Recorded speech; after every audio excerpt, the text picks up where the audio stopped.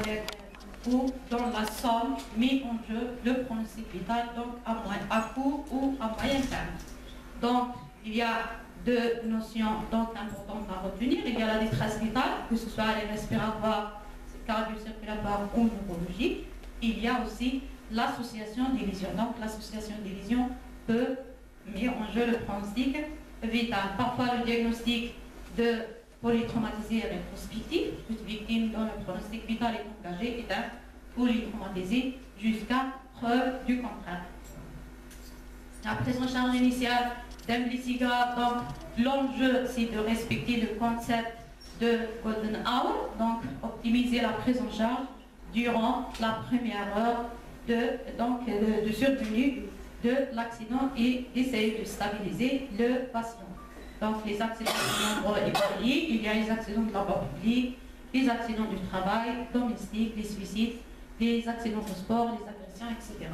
Donc, évaluer la gravité initiale donc, de l'accident. Donc, il y a quelques mécanismes qui nous disent que l'accident donc il est grave ou il peut être grave. Donc, l'éjection d'un véhicule, donc notion d'éjection d'un véhicule, la chute d'un lieu élevé, donc plus de 6 mètres.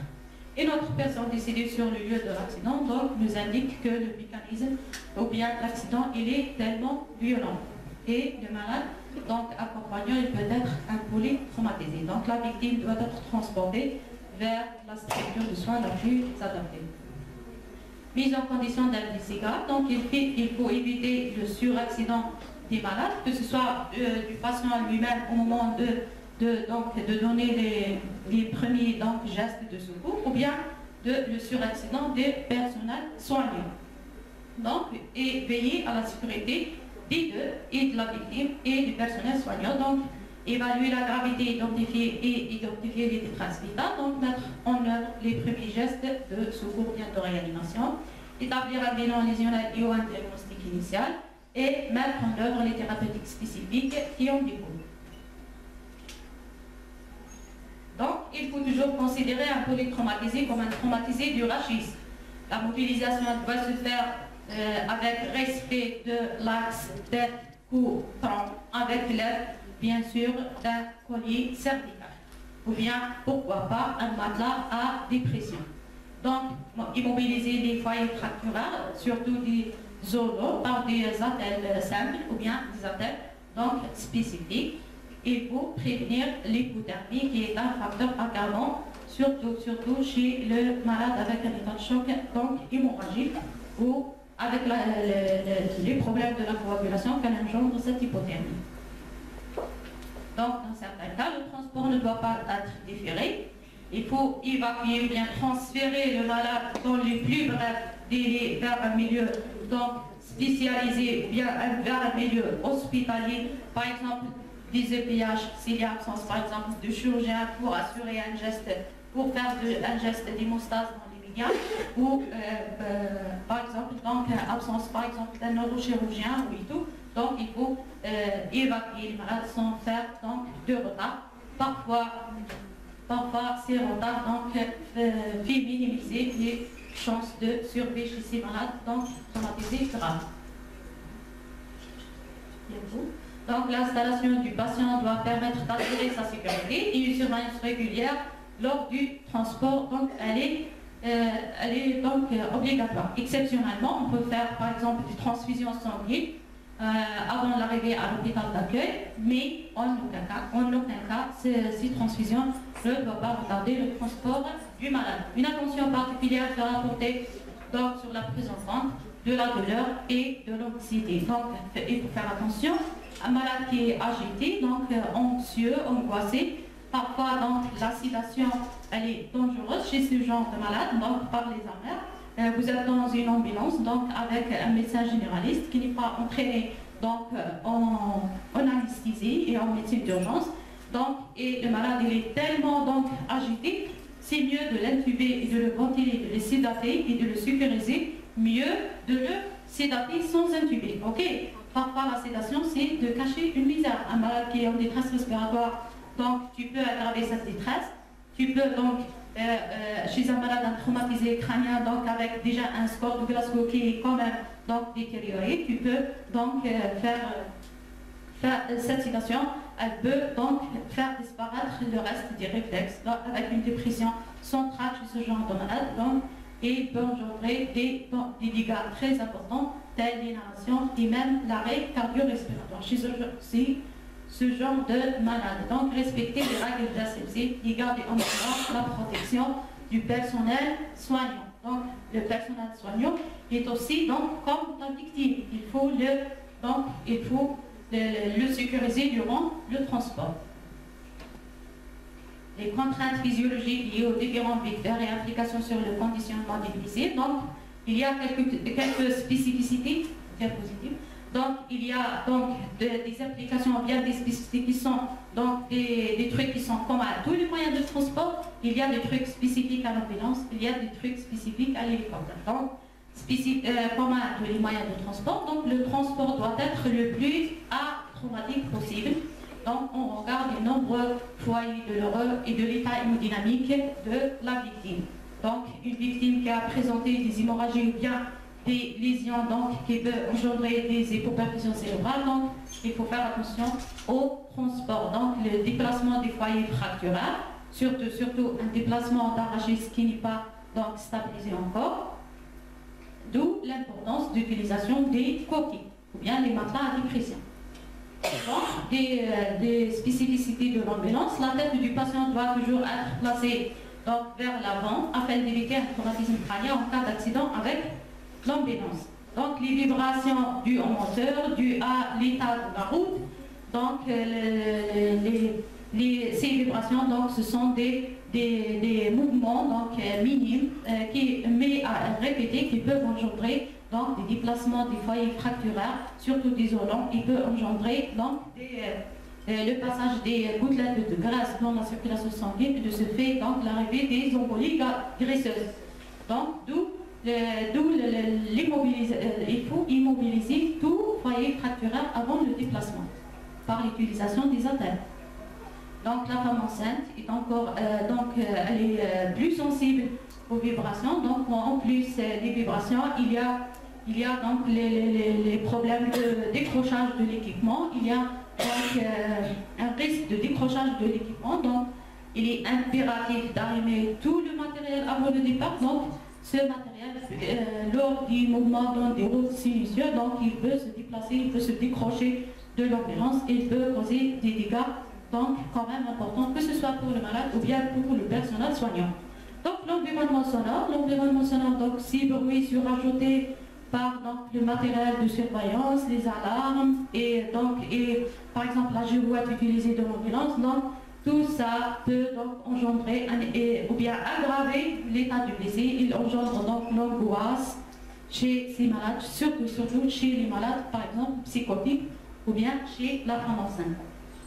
Le climat à l'intérieur de la cellule de transport, donc il doit être ni trop chaud ni trop froid, donc il faut adapter les degrés de température et les degrés de froid à l'intérieur de la cellule de transport. Le mal de transport donc, constitue un facteur d'aggravation, un facteur donc, de survenue des inhalations, surtout des inhalations bronchiques, surtout chez les malades non intubés. Donc, de ce fait, et même le mal de transport chez le personnel soignant lui-même.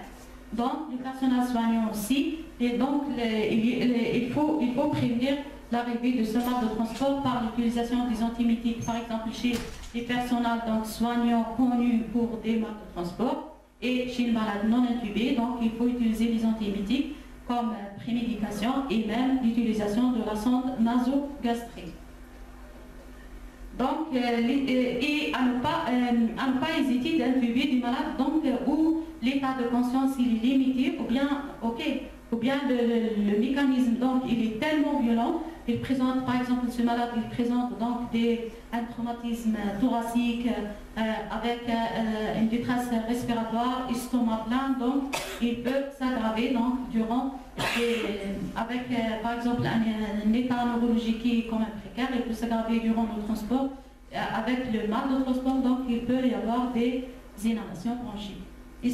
Spécificité de l'hélicoptère, donc le transport héliporté donc des blessés graves permet de réduire la durée de la phase préhospitalière des secours et permet d'évacuer les victimes dans des zones d'accès difficiles, donc telles les forêts, les montagnes, les déserts, les îles, les hautes mers. Donc c'est quand même assez rapide que l'ambulance, mais malheureusement chez nous donc n'est pas disponible chez nous, donc c'est un moyen de transport qui reste quand même rapide et reste normalement, donc surtout donc dans les moments où par exemple, mais l'hélicoptère aussi a ses limites. Le climat quand il n'est pas bien, donc il reste quand même un moyen de transport qui a ses limites aussi. Donc les fluides de l'organisme lors des transports héliportés sont soumis à des mouvements lors des phases d'accélération, décollage et atterrissage. Donc de ce fait, il va y avoir des répercussions hémodynamiques avec donc des hypotensions, surtout chez les malades qui sont déjà donc avec état hémodynamique précaire. Il faut les prévenir par un bon remplissage vasculaire et parfois il va y avoir le recours aux drogues vasoactives telles donc la dopamine, la dobutamine, la noradrénaline et même l'adrénaline. Donc dans un hélicoptère, la pression dans la cabine est égale à celle de l'altitude de vol, c'est-à-dire les pressions barométriques. Il y a toujours un état d'hypoxie dans les grandes altitudes. Donc il y a toujours l'hypoxie, l'hypobarie, les pressions sont basses, il y a l'hypoxie. Donc il est impératif chez un patient non ventilé d'effectuer les vols sous oxygène avec un contrôle saturométrique strict. Il ne faut pas négliger donc le niveau sonore d'un hélicoptère qui rend l'auscultation difficile, les alarmes donc sonores superflues, les alarmes lumineuses et le tensiomètre à l'affichage digital sont essentiels. Chez les malades non intubés, une aggravation de la fonction respiratoire au cours des vols est toujours à craindre. Donc, devant toute suspicion de dégradation possible de la fonction respiratoire, il faut intuber et sédater le malade. Donc, chez les malades intubés, toute détérioration doit faire penser à un pneumothorax. Il est impératif de drainer tous les pneumothorax avant un vol héliporté. Donc, tout déplacement et tout geste médical à l'intérieur de la cabine nécessite l'accord du pilote. Avant tout vol, donc, la prise des antiémétiques, la pose du sang de nasogastrique font partie du conditionnement du patient pour prévenir les balles du transport. Il y a donc un facteur surajouté, c'est la dilatation des gaz abdominaux, donc ce qui favorise l'arrivée des nausées et vomissements donc en transport. La surveillance en cours de transport, bien sûr la surveillance cardio-respiratoire automatisée par un scope, donc il faut un matériel pour une surveillance respiratoire et un matériel pour réanimation respiratoire s'il y a arrivée d'une détresse respiratoire au cours du transport. Donc, il faut un mini respirateur, il faut donc une bouteille d'oxygène, vérifier avant le départ. Donc, il faut toujours donc, des sondes nasogastriques, des sondes d'oxygénation, des masques faciaux et des sondes d'intubation donc trachéales, des sondes d'intubation trachéales, donc différents calibres. Et matériel d'intubation, surtout le laryngoscope, vérifié avant le départ du malade. Et le système de surveillance, donc, cardiaque a visé donc, le scope, le CG, donc malgré qu'il a ses limites, surtout donc, durant les transports, il peut être parasité et l'interprétation de ce CG donc, devient sans utilité. Et il faut avoir donc une valise remplie de médicaments. Donc ces médicaments sont avisés donc réanimation et avisés anesthésie. Donc les drogues de réanimation, les drogues vasoactives surtout donc type dobutamine, noradrénaline et adrénaline, l'éphédrine et donc d'autres produits de réanimation donc, et produits d'anesthésie, donc les curares, les hypnotiques, les produits de sédation et il faut avoir donc le tout qui est préparé La surveillance, parfois, donc, au cours du transport, elle est difficile. Donc, la prise des tensions, les prises tensionnelles sont faites à défaut. Et le sujet, parfois, est parasité. Donc, l'interprétation devient donc difficile. L'espace est très réduit, d'où l'inconfort permanent pour les personnels soignants. Les perspectives d'évolution, donc le manque d'espace de travail dans les cellules de transport, il serait donc intéressant de se pencher sur les questions des véhicules à cellules dites carrées. Donc la spécificité de certaines prises en charge, donc certaines prises en charge donc, spécifiques telles les CEC, donc nécessitent un apprentissage complémentaire. Donc il faut faire donc des séances de formation continue pour les membres de l'équipe, donc même pour l'ambulancier. Donc l'ambulancier joue un rôle donc, pour l'équipe de... Donc c'est un membre fondamental dans l'équipe de transport. Il doit connaître les modes de conduite donc, et ses répercussions sur l'état du patient et même il doit connaître comment il discute donc, avec le personnel accompagnant. L'accessibilité des transferts, donc, il est porté à l'intention des ambulanciers, donc d'où le rôle donc, de la fonction. Donc le transport est porté, donc normalement il doit être accessible, donc surtout dans les zones donc, où les hôpitaux, donc, où les petits hôpitaux donc, sont situés dans des zones donc, un petit peu difficiles, où l'accès est difficile, surtout dans les forêts, dans les où donc, le transport et les portées jouent un grand rôle. Donc la formation continue reste indispensable tant au niveau de la conduite qu'au niveau de la prise en charge des victimes. Merci pour votre attention.